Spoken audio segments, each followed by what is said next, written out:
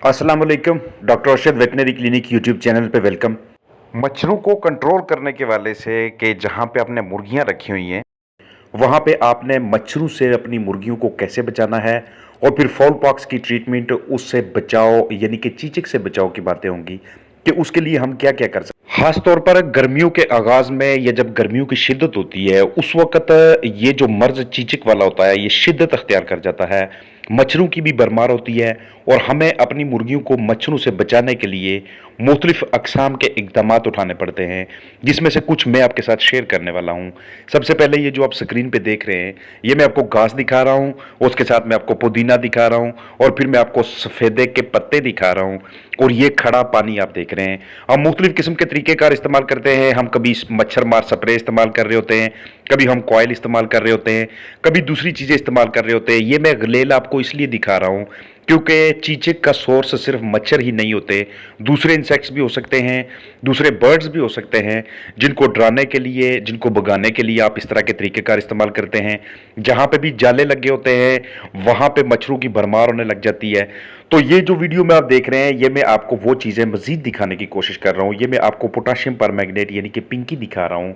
और ये मैं साथ आपको फार्मालिन दिखा रहा हूँ। अगर आप फ्यूमिगेशन का अमल करते हैं गाहे बगाहे हफ्ते के बाद या हर 10 दिनों के बाद उस जगह पे जहाँ पे आपने रात को बर्ड्स को रखना है तो वहाँ पे मच्छरों की भरमार नहीं होती। अगर आप वक्तन फ़ौक्तन वहाँ पे स्प्रे करते रहते हैं, चाहे आप फार्मालिन का कर रहे हैं, चाहे आप डेटोल का इस्तेमाल करके कर रहे हैं, तो तब भी मच्छरों की वहाँ पे ब्रीडिंग नहीं होती, मच्छरों के लार्वी वहाँ पे परवरिश नहीं पाते, उनके जो एग्स होते हैं वो वहाँ पे परवरिश नहीं पाते और उनकी नशो-नुमा आगे ना होने की वजह से हमारा जो बर्ड है वो मच्छरों से महफूज रहता है, वो उन पे हमलावर नहीं हो पाते। तो इसके लिए ढेर सारी स्ट्रेटेजीज़ हैं, कुछ मैं आपके साथ वीडियो के अंदर शेयर कर रहा हूँ और एक और वीडियो है जो मैंने फॉल पॉक्स के वाले से बनाई हुई है, उसका मैं आपको लिंक दे दूंगा। जहाँ पे भी पानी खड़ा होता है उस जगह पे मच्छरों की भरमार होना शुरू हो जाती है, लिहाजा जिधर आपका बर्ड है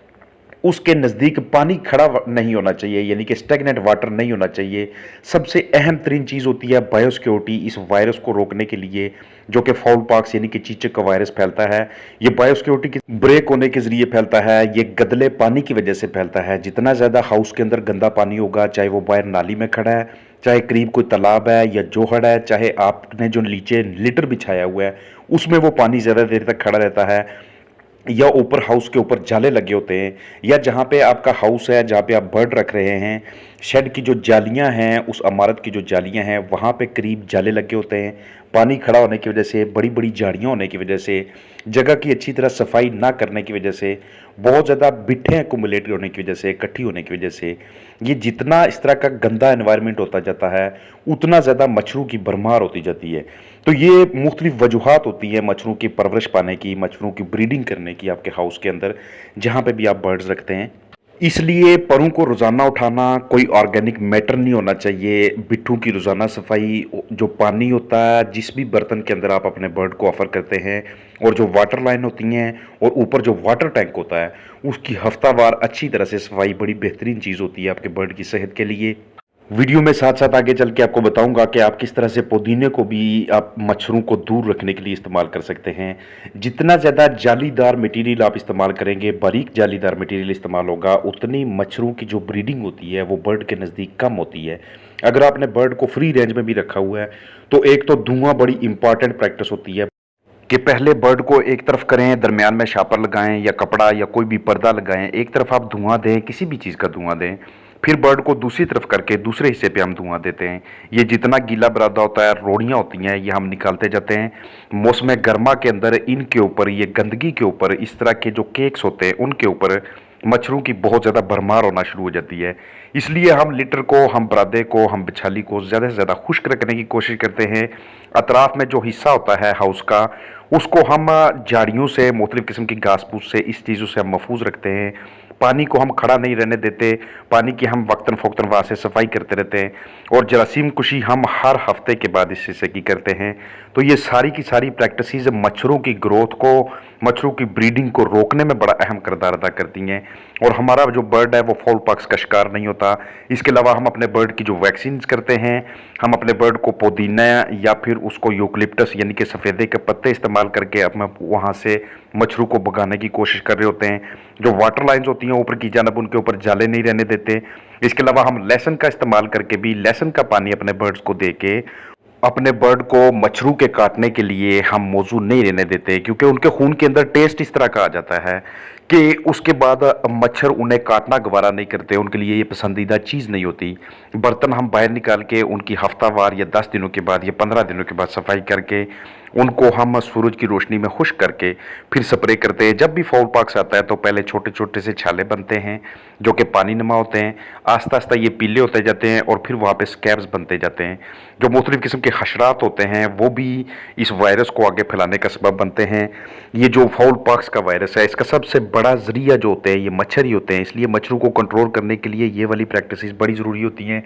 आपके बर्ड जहाँ पे भी हैं, दिन के वक्त हो या रात का वक्त हो, ख़ास तौर पर मौसम गर्मा के अंदर, उस जगह पे आपने मच्छरों के कंट्रोल करने के लिए धुएं वाली प्रैक्टिस या आपके पास कोई और नेट मौजूद है, कोई जालीदार मटेरियल मौजूद है, वो आप हाउस के ऊपर लगा देते हैं, छत के ऊपर या अतराफ में लगा देते हैं। या इसके अलावा आप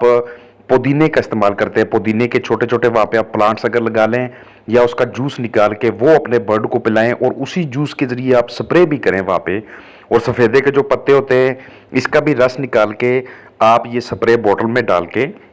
इसको अगर आप स्प्रे करते हैं हाउस के अंदर जहाँ पे आपने बर्ड्स रखे हुए हैं, तो वहाँ पे मच्छरों की ग्रोथ तकरीबन ना होने के बराबर होती है। और यही वो मच्छर हैं जो कि एक बर्ड से इन्फेक्शन को दूसरे बर्ड के अंदर मुंतकिल करते रहते हैं, क्योंकि एक मरतबा अगर किसी एक मच्छर ने किसी एक बर्ड के अंदर फाउल पॉक्स या चीचक का जरासीम मुंतकिल कर दिया तो अब वही मच्छर दूसरे सारे के सारे फलाक के अंदर इसको मुंतकिल करने का जरिया बन जाता है।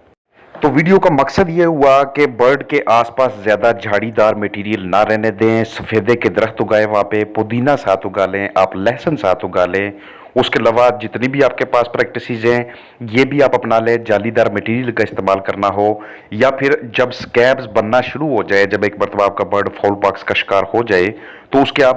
बाद आप बेकिंग सोडा या मीठा सोडा का पेस्ट बना के अपने बर्ड की कलगी के ऊपर लगा के उसको आस्ता आस्ता से ठीक कर सकते हैं। साथ आपने एरिनेक सिरप लाजमी चलाना है, क्योंकि जब भी ये हमलावर होता है चीचक का वायरस तो उसके बाद आपके बर्ड को टेम्परेचर बहुत ज़्यादा होना शुरू हो जाता है, उसका जिस्मानी दर्जा हरारत बढ़ना शुरू हो जाता है। तो उसको कम करने के लिए आप ब्रूफिन, एरिनेक, पैरास्टामोल या इब्यूप्रोफिन इस तरह के आप प्रोडक्ट्स चलाते हैं ताकि इसका जिस्मानी दर्जा हरारत नीचे आने लग जाए। तो हमेशा जब भी पोल्ट्री फार्मिंग करनी है इस मौसम के अंदर आपने मच्छरों को लाजमी कंट्रोल करना है। ये मच्छरों के काटने की वजह से बर्ड की आइज़ ख़राब होना शुरू हो जाती हैं और हम इसको दूसरे अमराज के साथ जोड़ते रहते हैं। बर्ड की ये वाली अलामात शो होना शुरू हो जाती हैं, वो लागर और कमज़ोर होना शुरू हो जाता है, खुराक छोड़ना शुरू कर देता है। अपना ख्याल रखिएगा।